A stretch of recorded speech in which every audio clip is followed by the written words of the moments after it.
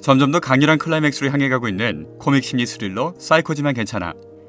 저희 전점 미드 시점에서 가장 먼저 수간호사 박행자가 고문영의 엄마 도희재일 거라는 것을 내피셜로 알린 덕분에 해당 영상에 성지순례가 이어지고 있습니다. 정말입니다. 정말이에요. 진짜 정말입니다. 14화에서 사실상 최종 반전이 될 거라 예상됐던 수간호사의 정체가 공개되면서 퍼즐에 큰 조각을 얻게 되었습니다. 하지만 아직까지 그녀가 정말로 도희재가 맞는지, 그리고 그렇다면 그녀는 어떻게 살아있는 것인지, 이런 각종 궁금증들이 해소가 되지 않고 있습니다. 이번 영상을 통해 속 시원하게 정리해드리겠습니다. 아직 좋아요와 구독을 안 누르셨다고요? 지금 꼭 눌러주세요. 그럼 전점 미드 시점 출발하겠습니다. 나에게 세상인 도려면이 나비브로치를 통해 자신의 엄마가 태태 형제의 엄마를 살해했다는 사실을 깨닫게 되는 문영. 충격을 먹고 생각할 시간을 달라며 혼자 집으로 돌아갑니다. 한편 강태는 원장실 CCTV를 통해 수간호사 박행자가 상태의 벽화에 나비를 그렸다는 사실을 알게 되고, 그동안 박행자 행적을 다시 한번 머릿속에 떠올리며 그녀가 도희재라는 사실을 깨닫습니다. 또한 시청자들은 수간호사와 고대한의 대화를 통해 그녀가 도희재라는 것을 더욱 확실하게 알게 됩니다. 여기서 주의해야 할 것은 CCTV에 목소리가 들어가지 않기 때문에 이 장면은 강태나 원장과 같은 등장인물들은 어렴풋이 추측만 하고 있을 뿐 시청자만큼 정보를 갖고 있지 않다는 겁니다. 수간호사는 고대한과의 독대에서 그녀가 20년 동안 그의 옆에서 고통받는 모습을 즐겼으며 딸인 고문영 역시 근처에서 지켜봤다고 말합니다. 정말 소름 돋는 장면인데요. 난 이제 여한이 없어. 여한이 없어? 사랑한다고 했잖아. 사랑한다고 해놓고 이러면 안 되지. 그런 사람을 죽여놓고 여한이 없으면 안 되는 거야, 여보. 나한테 뭐 할 말 없어? 20년인데 20년 동안 기다렸는데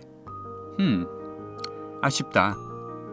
내가 왜 당신을 이렇게 살려줬는 줄 알아? 이렇게 오래 고통받고 처참하게 죽어가는 모습이 너무 재밌어서. 나 진짜 힘들었어. 사방이 다 감시 카메라지.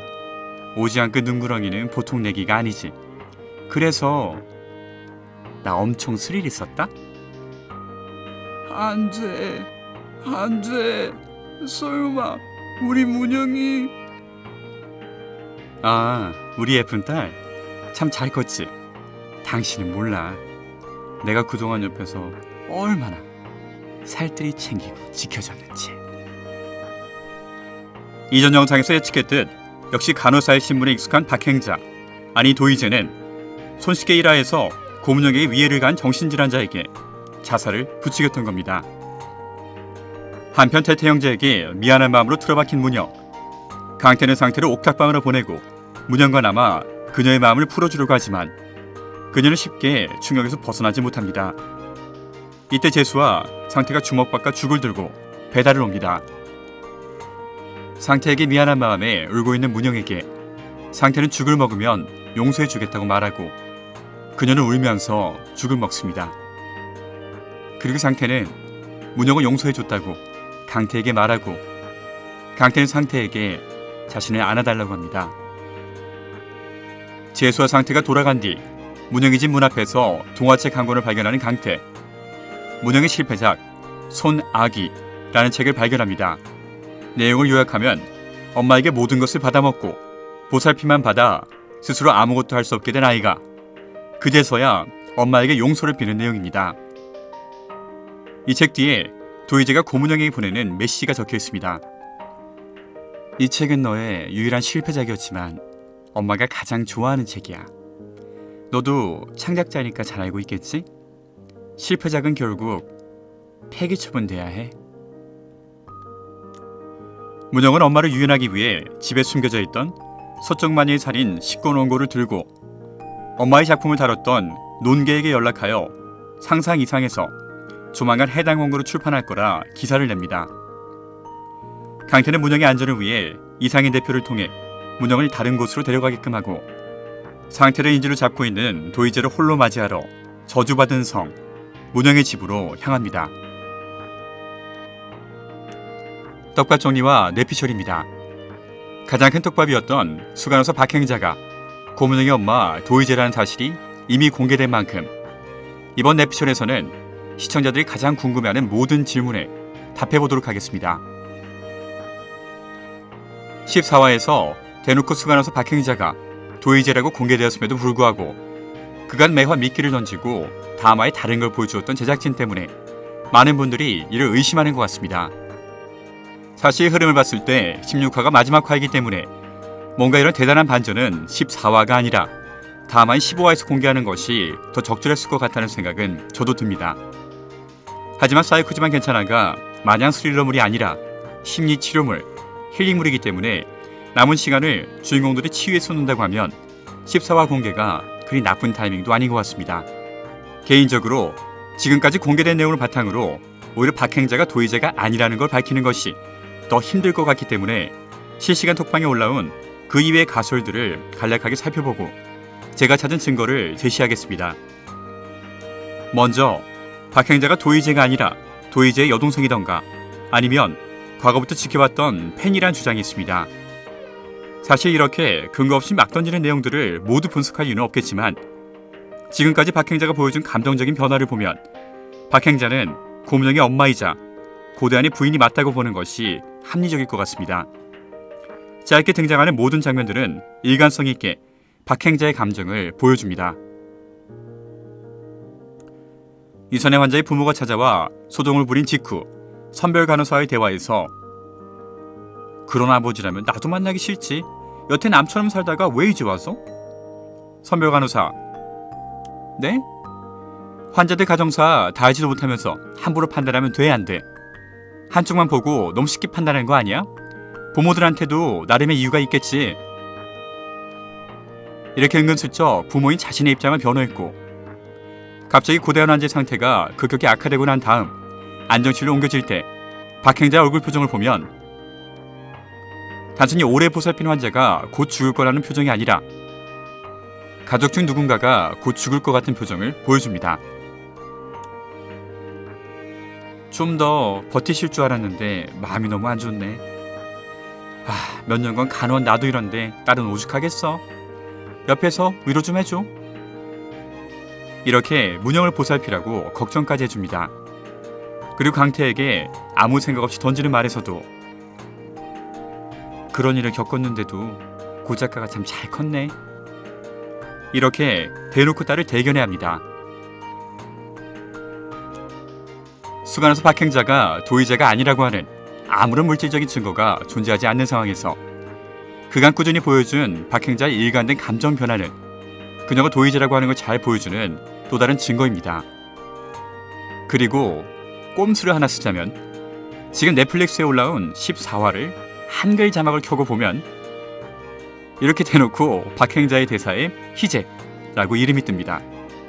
물론 그 무엇도 100%라고 할 수는 없겠지만은 지금 시점에서 박행자가 굳이 도이제가 아니라고 할 증거는 존재하지 않습니다.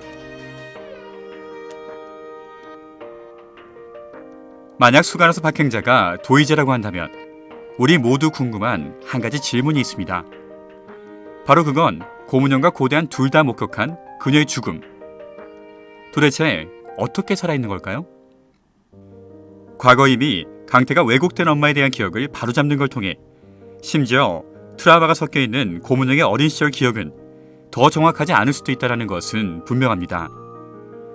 하지만 성인인 고대한의 기억은 어떻게 왜곡된 걸까요? 고대한이 죽어가면서 하는 회상의 첫 부분은 이렇게 시작됩니다. 교모세포종입니다. 악성 뇌종양이라 생존율이 낮아요. 종양이 커지면서 점차 인지장애나 기억장애도 같이 올 겁니다. 심지어 지금은 치매까지 걸려있는 고대환. 악성 뇌종양 때문에 인지장애와 기억장애가 함께 온 것은 물론이고 당시에 그는 술에 의존하면서 지냈습니다. 사실 부인을 살해한 것도 그러려고 했던 것이 아니라 술에 취해서 했던 것이죠. 그리고 13화에 등장하는 과거 회상을 잘 들여다보면 모순된 두 장면이 동시에 이어서 나옵니다. 부인을 밀쳐 2층에서 떨어뜨린 뒤 계단에서 피를 흘리고 있는 장면이 나오고, 바로 이어서 시체를 처리하는 장면에서 지하실과 강바닥에 던지는 것이 동시에 교차하며 나옵니다.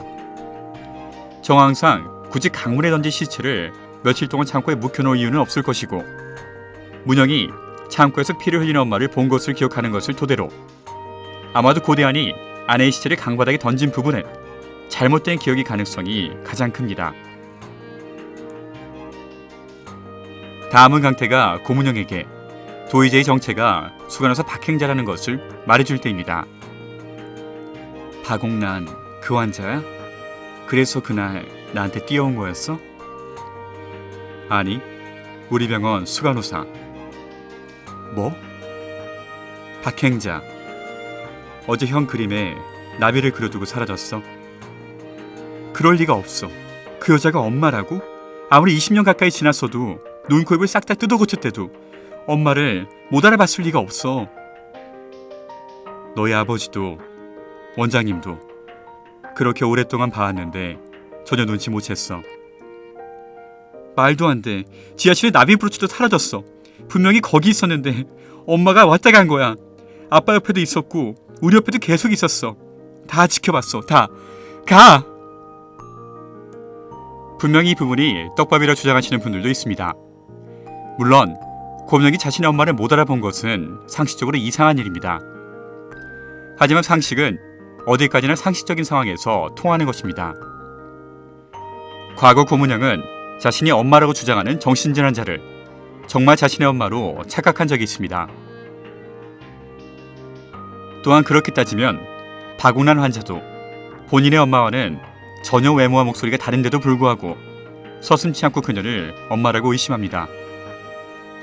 사실 이쯤 되면 그냥 누구든 연령대만 얼추 맞으면 다 엄마라고 해도 그녀는 믿을 것 같습니다.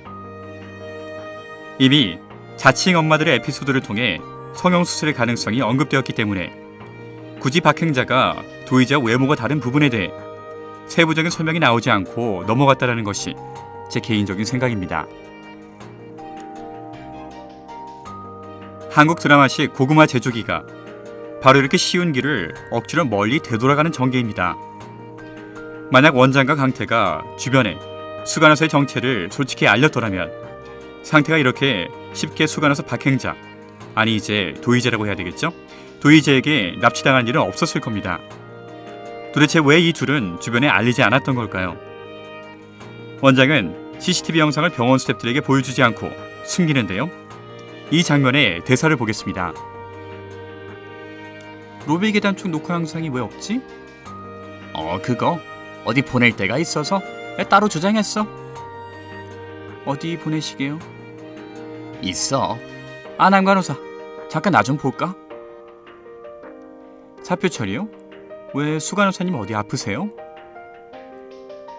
뭐 이유는 차차 알게 될 거고, 힘들겠지만 당분간 간호부 업무를 최고참인 남고사가 신경 좀 써줘. 그 환자들 동요하지 않게 살펴보고.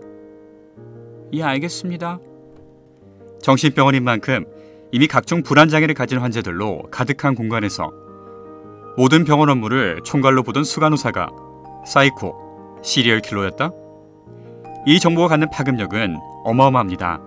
다들 안 그래도 불안장애를 갖고 있는데 이게 더 심해질 수도 있겠죠? 이렇듯 고문영, 상태, 그리고 강태의 안전을 위해서는 위 정보를 공공에 알리는 것이 더 좋겠지만 원장 개인에게, 그리고 병원 환자들과 스태프들에게는 이 정보를 굳이 알리지 않고 덮어놓는 것이 더 좋았다는 것은 납득 가능한 부분입니다. 그렇다면 강태는 왜 주변에 알리지 않았던 걸까요? 강태가 사실 딱히 친구가 많은 편은 아닙니다. 상태에게는 당연히 상태의 자폐증 때문에 겁을 먹을까봐 알려줄 수 없었을 것이고, 그러면 남는 것이 재수, 주리, 이상인 대표, 이렇게 세 명밖에 없습니다. 간호사인 주리에게는 역시나 알릴 수 없었을 것이고, 재수에게는 외부인이기 때문에 굳이 말을 안 했던가, 아직 말할 기회가 없었다고 봐야겠죠. 그리고 이상인 대표에게는 말을 했기 때문에 강태가 주변에 알 수 있는 모든 사람들에게 이미 알린 것입니다. 수간호사 도의제는 죽어가는 고대한에게 다음과 같이 말합니다. 그렇게 고생해서 완벽하게 키워놨는데 요새 너무 마음에 안 들어. 부모 말을 잘 듣게 하려면 어떻게 해야 되는 줄 알아? 자식이 가장 행복할 때 그 행복을 뺏어버리면 말을 아주 잘 듣는다? 잘 죽어.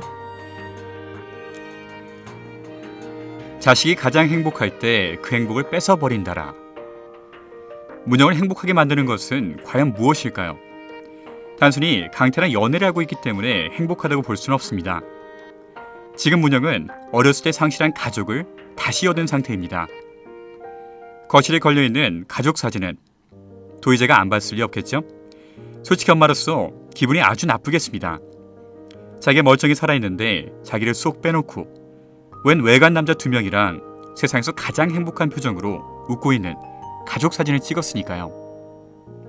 아무리 도희재가 사이코 킬러라고 해도 그건 어디까지나 방심하고 있는 상대를 날카로운 무기로 제압했기 때문에 가능했던 것입니다. 식스팩 복근을 갖고 있는 날렵, 슬림핏, 준비된 남자 강태와 1대1로 떠서 그를 제압한다는 건 사실상 불가능합니다.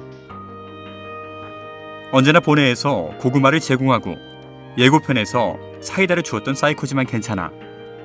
역시나 예고편에서 도희재가 격렬히 다투는 강태의 모습이 보이고 어디 한 곳을 예리한 흉기에 찔린 듯 쓰러지는 그의 모습이 나오지만 하지만 데미지는 딱 거기까지. 다른 장면에서 강태는 멀쩡합니다.